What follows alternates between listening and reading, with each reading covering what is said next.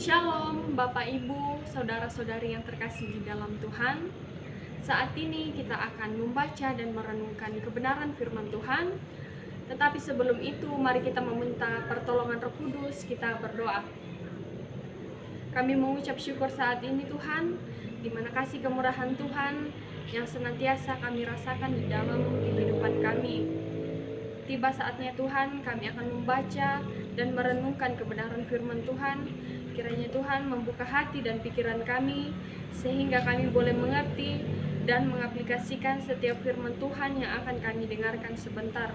Berkati hamba-Mu Tuhan, bahkan berkati setiap yang akan mendengarkan firman Tuhan pada saat ini. Di dalam nama Tuhan Yesus, haleluya, amin. Bacaan kita pada saat ini terambil dari kitab Ayub pasal 2 ayat pertama sampai ayat yang ke-13. Bunyi firman Tuhan, pada suatu hari datanglah anak-anak Allah menghadap Tuhan, dan di antara mereka datang juga iblis untuk menghadap Tuhan. Maka bertanyalah Tuhan kepada iblis, dari manakah engkau? Lalu jawab iblis kepada Tuhan, dari perjalanan mengelilingi dan menjelajahi bumi. Firman Tuhan kepada iblis, apakah engkau memperhatikan hambaku Ayub? Sebab tiada seorang pun di bumi seperti dia, yang demikian saleh dan jujur, yang takut akan Allah dan menjauhi kejahatan. Ia tetap tekun dalam kesalehannya, walaupun engkau telah membujuk aku melawan dia untuk mencelakakannya tanpa alasan. Lalu jawab iblis kepada Tuhan, kulit ganti kulit. Orang akan memberikan segala yang dipunyainya ganti nyawanya. Tetapi ulurkanlah tanganmu dan jamalah tulang dan dagingnya, ia pasti akan mengutuki engkau di hadapanmu. Maka firman Tuhan kepada iblis, nah ia ada dalam kuasamu, hanya sayangkan nyawanya. Kemudian iblis pergi dari hadapan Tuhan, lalu ditimpanya Ayub dengan bara yang busuk dari telapak kaki sampai ke batu kepalanya.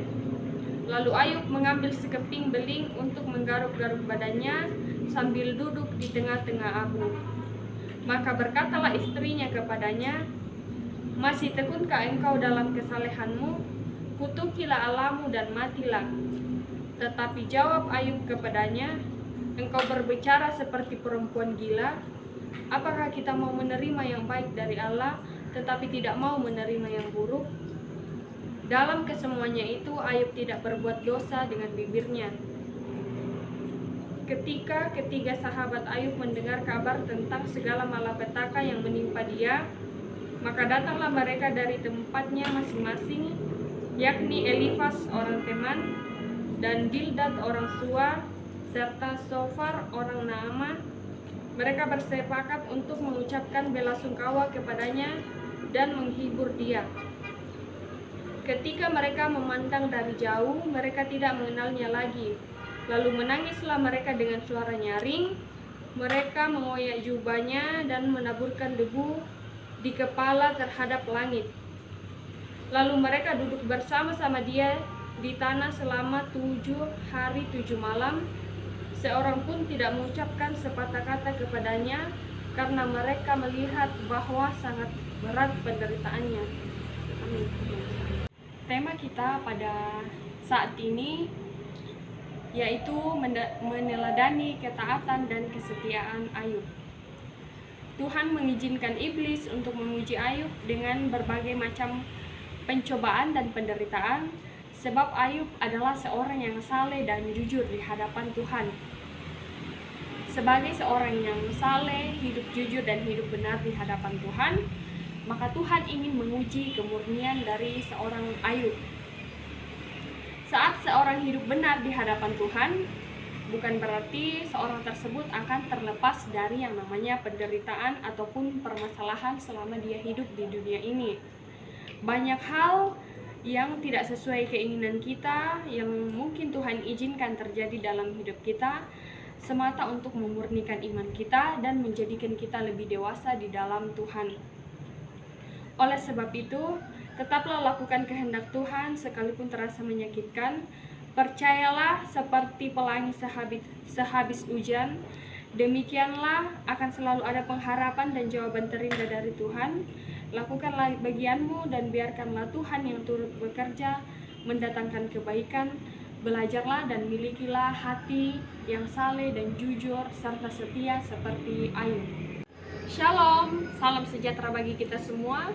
Puji syukur patut kita panjatkan kepada Tuhan atas berkat-Nya sehingga kita masih boleh diberikan kesempatan pada saat ini untuk mendengarkan firman Tuhan. Terima kasih kesempatan diberikan kepada saya untuk boleh membagikan firman Tuhan pada saat ini. Namun, mengawali khotbah saya pada saat ini ada beberapa hal yang ingin saya tanyakan. Apakah selama saudara-saudari hidup di dunia ini banyak permasalahan yang saudari alami? Jika ya, seberapa kuat saudara bertahan? Apakah saudara melibatkan Tuhan di dalam menyelesaikan permasalahan tersebut? Adakah saudara berterima kasih kepada Tuhan karena sudah menolong saudara keluar dari permasalahan hidup? Pertanyaan di atas sering muncul di benak saya. Melihat zaman sekarang tidak sedikit umat Tuhan yang mengalami pergumulan hidup yang berat dan penderitaan, bahkan ada yang sampai menyelesaikan masalahnya dengan cara mengakhiri hidupnya sendiri karena mereka tidak kuat bertahan di dalam masalah tersebut. Bahkan ada juga yang mencari jalan keluar dengan melakukan hal yang tidak berkenan di hadapan Tuhan.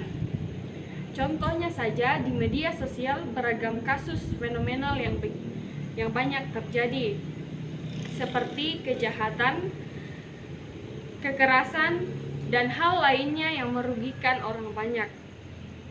Ditinjau dari masalah ekonomi, mereka yang hidup dalam kemiskinan melakukan pencurian, bahkan dalam masalah keluarga ada yang tega membunuh anggota keluarganya. Anak membunuh orang tua ataupun orang tua yang membunuh anaknya. Kasus seperti ini marak terjadi di zaman sekarang. Hal ini memunculkan pertanyaan, apakah mereka tidak melibatkan Tuhan dalam permasalahan hidup mereka? Mengapa kebanyakan orang mengakhiri hidupnya ataupun mereka melakukan kejahatan ketika mereka merasa putus asa? Hal inilah yang kecenderungan dilakukan orang-orang saat mereka kehilangan pengharapan. Saudara-saudari yang terkasih di dalam Tuhan, tema firman Tuhan saat ini yaitu meneladani ketaatan dan kesetiaan Ayub, yang mengajarkan kita bagaimana kita harus hidup seperti Ayub dan tetap taat dan setia di tengah badai kehidupan yang dialaminya. Ayub boleh tetap setia karena dasar dari kesetiaan Ayub adalah kasih, bukan harta. Maka, sebagai anak-anak Allah, seharusnya kita memiliki pengharapan dan iman yang teguh kepada Tuhan. Dalam pembacaan kitab Ayub pasal 2 ayat 1 sampai yang ke-13 menceritakan kepada kita di mana ketika iblis menghadap kepada Allah, dan Allah bertanya kepadanya, apakah engkau memperhatikan hambaku Ayub? Sebab tiada seorang pun di bumi seperti dia yang demikian saleh dan jujur, yang takut akan Allah dan menjauhi kejahatan. Ia tetap tekun dalam kesalehannya meskipun engkau telah membujuk aku melawan dia dan mencelakakannya tanpa alasan. Tetapi iblis menjawab, kulit ganti kulit, orang yang memberikan segala yang dipunyainya ganti nyawanya. Tetapi ulurkanlah tanganmu dan jamalah tulangnya dan dagingnya, pasti ia akan mengutuki engkau di hadapanmu. Maka firman Tuhan kepada iblis, nah ia ada dalam kuasamu, hanya sayangkan nyawanya. Kemudian iblis pergi dari hadapan Tuhan, lalu ditimpanya Ayub dengan bara yang busuk dari telapak kaki sampai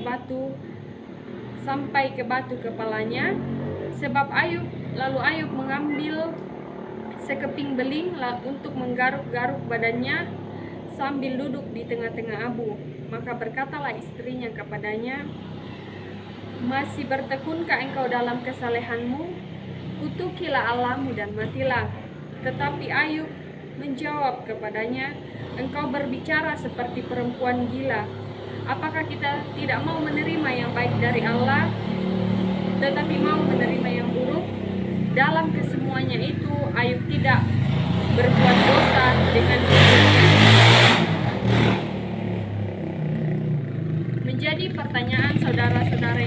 terkasih di dalam Yesus, mengapa Tuhan mengizinkan iblis untuk mencobai Ayub? Apa yang dilihat Tuhan dari Ayub sehingga Tuhan ingin menguji Ayub dan membiarkan dia diberikan cobaan yang begitu berat?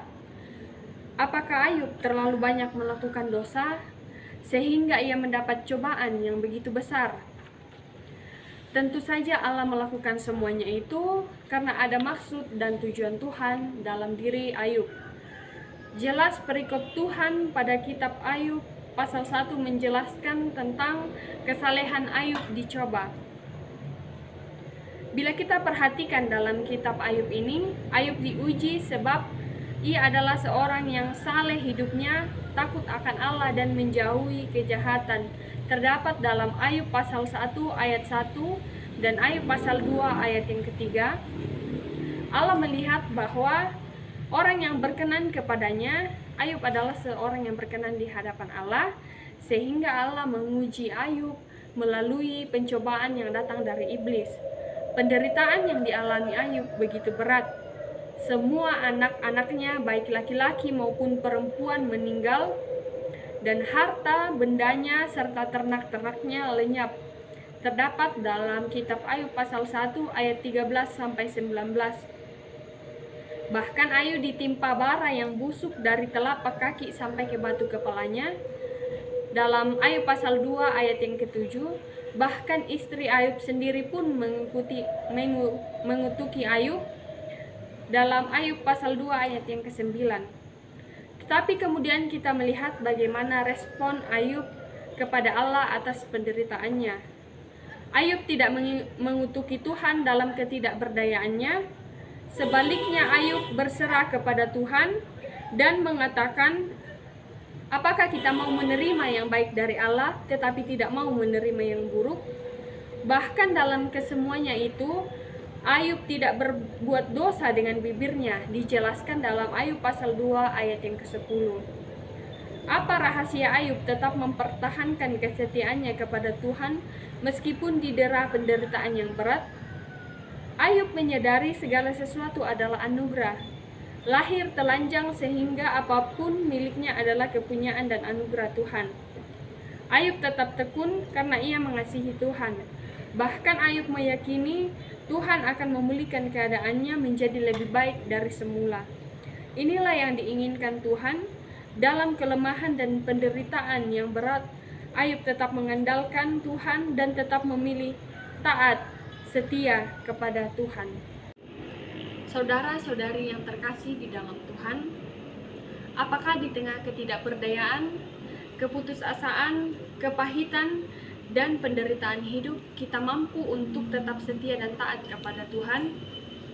Sanggupkah kita bertahan sampai Tuhan menyatakan jalannya, sama seperti Ayub, taat dan setia sampai akhir? Kita tahu bahwa di tengah penderitaan kita, Allah tidak tertidur dan tidak pernah diam. Terkadang Tuhan mengizinkan kita diuji untuk mendewasakan dan membawa kita lebih dekat kepadanya. Jadilah seperti Ayub, tetaplah setia dan taat kepada Tuhan di tengah badai kehidupan. Andalkanlah Tuhan senantiasa, serta kasihilah Tuhan selalu. Pada kitab Ayub pasal 23 ayat 11, di situ Ayub mengatakan bahwa kakiku tetap mengikuti jejaknya, aku menuruti jalannya dan tidak menyimpang. Dari ayat ini kita dapat meneladani sikap Ayub. Ayub yang setia dan selalu menerima kehendak Allah di dalam hidupnya, di mana pada saat ia menerima malapetaka dari iblis yang ingin menggoyahkan imannya kepada Allah, namun sikap dan kepribadiannya tidak dapat diganggu dan tidak dapat dipengaruhi oleh iblis, sebab Ayub tetap berpihak kepada Allah, dan Allah sangat senang kepada Ayub dan memberkatinya di akhir penderitaannya. Jangan sampai kita putus asa dan menyerah di tengah pergumulan hidup kita. Kita tidak boleh beranggapan bahwa mungkin Tuhan kasih kita ujian hidup yang begitu berat karena kita selalu melakukan dosa. Atau mungkin Tuhan tidak menyayangi dan tidak mengasihi kita sehingga Tuhan membiarkan kita menderita. Tuhan tidak bisa digapai dengan akal berpikir manusia, namun segala rancangan Tuhan adalah rancangan damai sejahtera dan bukan rancangan kecelakaan. Saudara-saudari yang terkasih di dalam Kristus, bacaan kita saat ini mengajarkan kita untuk belajar dari tokoh Ayub yang tetap taat dan setia di tengah penderitaannya. Orang tetap taat dan setia kepada Tuhan pasti akan tetap berpengharapan dan senantiasa melibatkan Tuhan di dalam hidupnya, bahkan tidak mengandalkan kekuatannya sendiri ataupun lari kepada hal-hal yang tidak benar, tetapi akan berserah dan memohon pertolongan kepada Tuhan. Kita dapat belajar dari kisah Ayub yang penuh lika-liku perjuangan dalam perjalanan hidupnya. Ia menerima musibah bukan karena ia berbuat salah kepada Allah, tetapi karena ia mengimani Allah. Atas kesetiaan dan ketaatan Ayub yang berkenan di hadapan Allah, maka Allah mengasihi Ayub dan Allah memberkati Ayub. Tetaplah taat dan senantiasa kepada Tuhan dalam situasi dan kondisi apapun. Kerjakanlah bagianmu dan biarkanlah Tuhan yang turut bekerja di dalamnya. Yakin dan percayalah bahwa Tuhan tidak pernah menutup mata bagi anak-anaknya yang siang malam berseru kepadanya. Tuhan akan senantiasa menjawab doa kita indah pada waktunya. Amin, firman Tuhan.